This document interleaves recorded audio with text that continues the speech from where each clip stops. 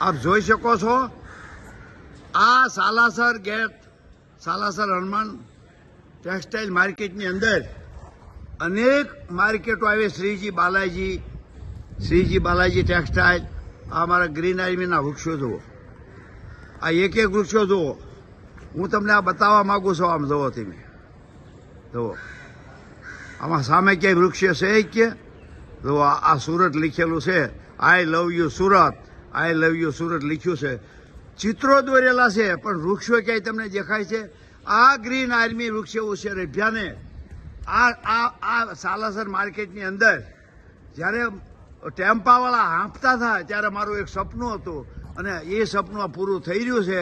આ અમારે જો આ રામભાઈ જો, રામભાઈ સોજિત્રા 4 વાગ્યા આ ઉદ્યોગપતિ છે, અને 4 વાગ્યે હુવે નહીં. આમ જુઓ તમે. હું સલામ કરું છું અમારા રામભાઈને, અમારા રાજુભાઈ પુરોહિત. મારવાડનું ઘરેણું છે અમારું, અમારી સંસ્થાનું. અને એક એક વ્યક્તિ તમે જુઓ, એક એક વ્યક્તિ અહીંયા જુઓ તમે.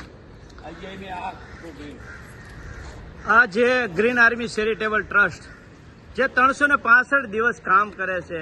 આજે તારીખ છે 16, 11મો મહિનો અને 2025. ટાઈમ સવારનો 7 વાગ્યા છે.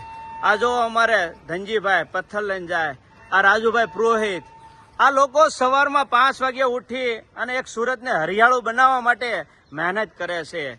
આ લેના દેના બંધ અને ફિર ભી આનંદ. જો હસતા, આમાં 5 નથી મળતું, ખાલી પ્રેમ. વૃક્ષને માટે પ્રેમ છે, એટલે સવારે 5 વાગે ઉઠે છે અને કામ કરે છે.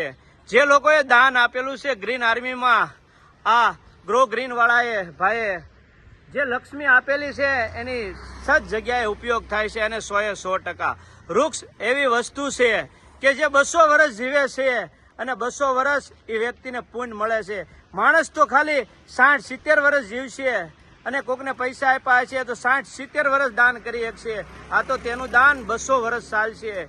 આમાં અનેક લોકોના ઘર છે, પક્ષીઓના ઘર છે, માણા માટે જીવન જરૂરિયાત છે, ઓક્સિજનની જરૂર છે. આપને ખબર છે કે એક સમયે કોરોના આવ્યો હતો, ત્યારે ઓક્સિજન મળતું નહોતું, ત્યારે લોકોને વૃક્ષની જરૂર હતી.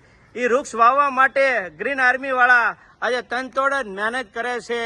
આ વૃક્ષ આવશ્યક વાવો દરેક વ્યક્તિ. જો આ પિંજરું લઈ ગયેલા છે માણસો, નવું અત્યારે નાખ્યું છે.